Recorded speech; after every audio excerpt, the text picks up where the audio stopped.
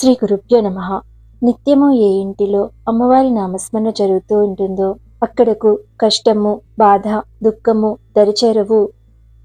అమ్మవారి ప్రతి నామము అంతటి ప్రభావాన్ని కలిగి ఉంటుంది.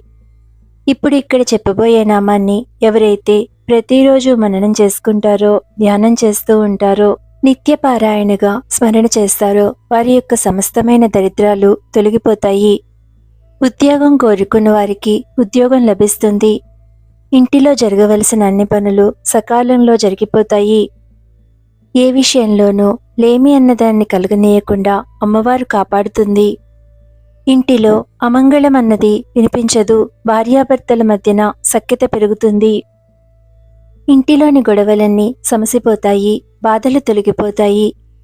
సమస్త సన్మంగళాలు సమకూరుతాయి. అమ్మవారు ఆ విధంగా ఇంటిలోని ప్రతి ఒక్కరిని కాపాడుతుంది. అన్ని శుభాలను సమకూర్చే, మంగళాలను కూర్చే అత్యంత శక్తివంతమైన ఆ అమ్మవారి నామాన్ని ఇప్పుడు తెలుసుకోండి. సమస్త శుభాలను, మంగళాలను సమకూర్చే అమ్మవారి ఆ దివ్యనామమే శ్రీ సర్వమంగళాయై నమః. శ్రీ సర్వమంగళాయై నమః. ఈ దివ్యనామాన్ని ఏ ఇంటిలో ప్రతిరోజు పఠిస్తూ ఉంటారో ఆ ఇంటిలోని ప్రతి ఒక్కరికి అన్ని సన్మంగళాలు సమకూరుతాయి. శుభమస్తు.